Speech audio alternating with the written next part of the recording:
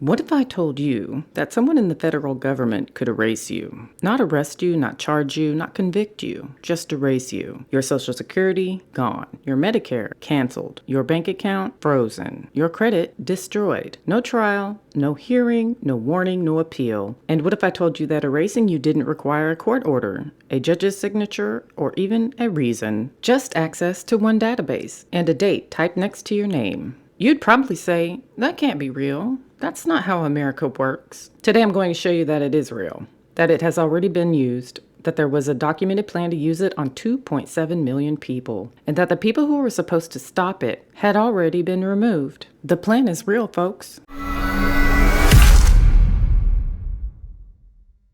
Let's start with the people, because before this becomes about systems and databases and government agencies, it happened to real people, people with names. People who woke up one morning and found out the federal government had decided they were dead. Leonard Johnson, 82 years old. He lives in Seattle. In early 2025, his Social Security payments stopped. His Medicare was canceled. Months of benefits gone. The government's record said he was deceased. Leonard Johnson was very much alive. He had to prove it. In Schenectady, New York, a Social Security Administration claims analyst named Rennie Glasgow, 15 years on the job, described what he was seeing at his office every single day.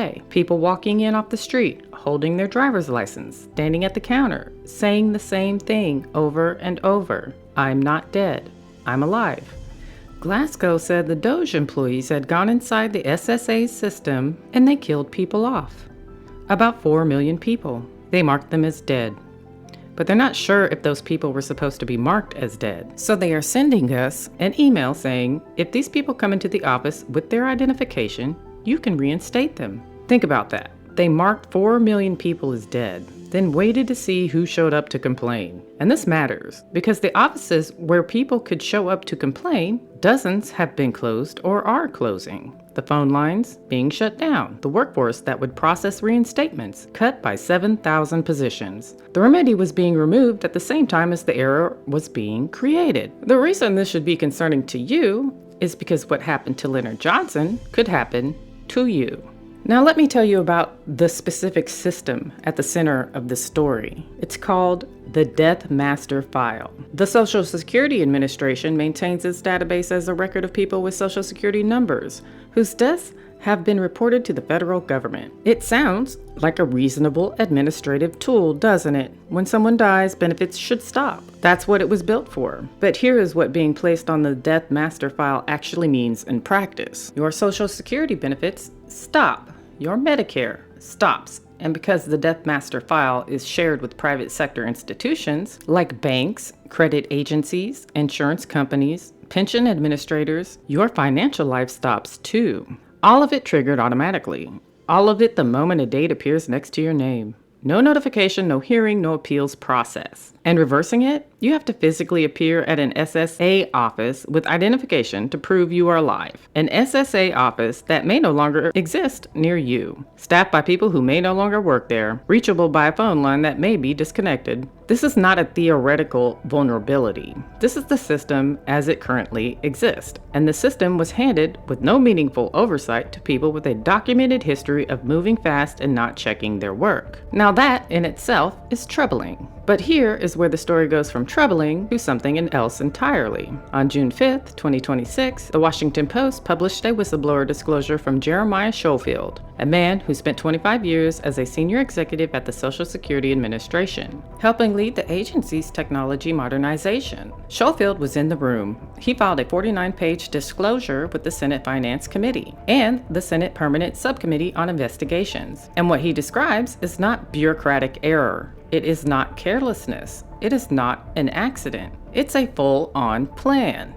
In early 2025, 3 DOGE officials arrived at the SSA's Maryland headquarters. They called themselves volunteers. One of them, a private equity investor named John Koval, got on a call and laid out the goal in explicit terms. The Department of Homeland Security had compiled a list of 2.7 million people. The plan was to place all 2.7 million on the Death Master File, to mark them dead, to wipe them from the financial system, to make their lives, in Koval's own framing, so miserable that they would either leave the country on their own or walk into an SSA office to prove they were alive, where ICE agents would be waiting to arrest and deport them. A federal financial database used as a trap. Schofield said, "That call was one of the most disappointing calls I've been in my 25-year career. I was shocked. I couldn't believe what I was hearing." He pulled a random sample of 25 names from the 2.7 million to verify.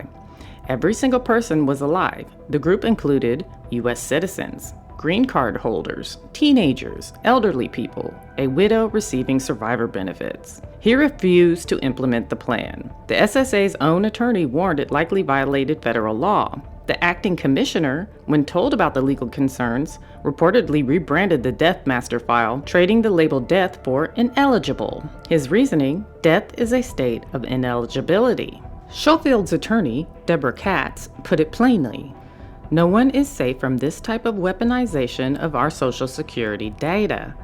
If the administration is permitted to kill people off and ruin their lives to pursue its anti-immigrant agenda, it will be able to use this against anyone." Senators Murray and Wyden called it, on the record in an official letter, financial murder of living individuals.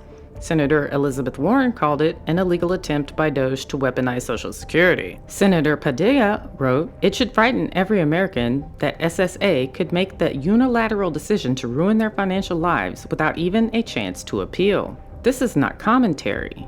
These are United States senators on the public record using the words financial murder to describe what a federal agency was planning to do to living people. Now here's the part that should make every person watching this, regardless of where they stand politically, stop and think carefully. Because the Death Master file is not isolated. It is one instrument in a documented multi-agency pattern of using federal power to target people without arrest, without trial, without public record. The tools change, the principle does not. Let's talk about some regular people. There is a man, identified in court documents only as John Doe, who sent an email to a Department of Homeland Security attorney. One email asking, in his own words, for common sense and decency in the treatment of an Afghan asylum seeker. Within 4 hours of sending that email, DHS had issued an administrative subpoena to Google seeking his personal information. 2 weeks later, 2 DHS agents and a local police officer appeared at his home to question him. He sent one email asking for decency. That was enough. In Pennsylvania and California, ordinary people were running anonymous Instagram accounts posting information about local ICE activity in their neighborhoods, the kind of community watch activity Americans have always done. DHS sent subpoenas to Meta demanding their names, email addresses, and phone numbers. No judge, no warrant, administrative subpoenas signed internally and sent directly. Meta was given the authority to simply comply. In total, DHS sent hundreds of these subpoenas to Google, Meta, Reddit, and Discord, targeting anonymous accounts that criticized ICE or posted about immigration raids. Google, Meta, and Reddit complied with some of the requests. In some cases, users were notified. In others, they were not. In Minnesota, approximately 7,000 workers who protested ICE's intrusion into a hospital were subpoenaed. A Columbia University student who participated in pro-Palestinian protest was subpoenaed. Then there is Brian Morales, 25 years old, born in Denver, Colorado. He was a passenger in a vehicle pulled over near Fredericksburg, Texas, for a tinted window violation. When immigration agents were called, Brian didn't have his ID on him. He told them he was a U.S. citizen. He told them he could get his birth certificate, his Social Security card, his medical records from home. They didn't believe him. They threatened him with 5 years in federal prison if he didn't sign deportation papers. He signed. He was put on a plane to Mexico. Brian Morales said afterward, "As a U.S. citizen, how can they treat me like this? Just because I only speak Spanish." He is currently suing the Department of Homeland Security, the Texas Department of Public Safety, and the Gillespie County Sheriff's Office. Davino Watson was a U.S. citizen from New York, detained in an Alabama immigration facility. No attorney, left alone to prove his citizenship for 3 years before ICE released him. When he sought compensation for 3 years of wrongful imprisonment, a court found he wasn't entitled to it. The statute of limitations had expired. 3 years! No compensation, no accountability. Now look at what happened to Jimmy Kimmel. After Kimmel made a joke the administration didn't like, the FCC chairman threatened to strip ABC and Disney of their broadcast licenses, federal licenses without which a network cannot operate. The FCC said the review was about DEI initiatives. The FCC's own Democratic commissioner called that clearly a pretext and said the White House called publicly for the silencing of a vocal critic, and this FCC has now answered that call. ABC suspended Kimmel. Nexstar pulled a show from their local affiliates. Stephen Colbert's show was not renewed during a merger involving a pro-Trump billionaire. Trump celebrated publicly on Truth Social, then wrote, "I hear Jimmy Kimmel is next." Different people, different tools, different agencies. Each action individually can be explained, framed, defended, called something else. But look at the pattern.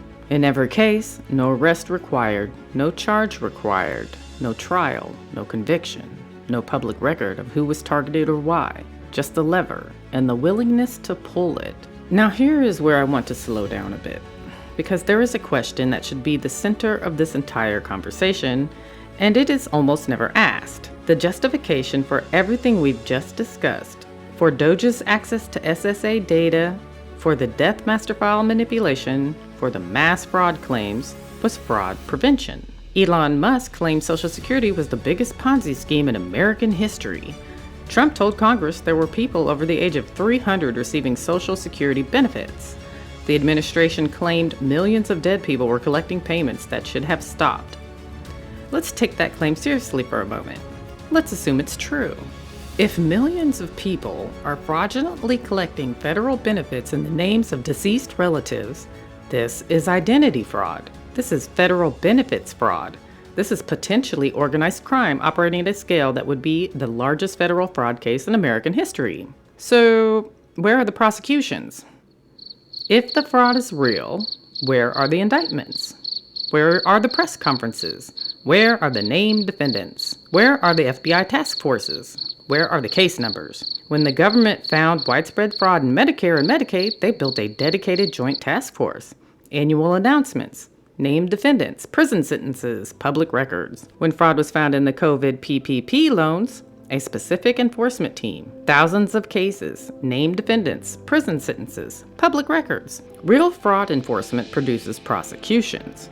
Always. Because that's what it looks like when the government actually believes fraud has occurred. What happened at the SSA produced none of that. Just 4 million people marked dead. So these two things, the scale of the claimed fraud and the complete absence of any prosecutorial response, are not compatible with each other. Unless the fraud was never the point. Real fraud enforcement is slow, requires evidence, and produces an accountable public record. What happened here was fast, required no evidence, and produces no public record of who was affected or why. Ask yourself, which of those two descriptions sounds like a fraud investigation, and which one sounds like something else? So let's rewind. We started with the question, what if someone could erase you, without arresting you, without charging you, without a single day in court? We now know the answer, and the plan was to use it on 2.7 million people. The only reason it didn't happen at that scale is because one person refused and then left. Jeremiah Schofield is not in that room anymore. The Inspector General, who would have investigated it, is gone. The career officials who raised legal objections are gone. The SSA offices where people could fight back are closing. The phone lines are being shut down. The workforce is being cut. What remains is a precise, powerful system, one that can remove any person from American financial life with a single database entry, with less oversight around it than at any point in its history. We don't know who it gets pointed at next. The test of whether a system like this can be abused is not whether the people currently holding it would abuse it. The test is whether anyone could stop them if they did. The answer should concern every American, regardless of party, regardless of politics, because the guardrails aren't just weakened, they've been removed.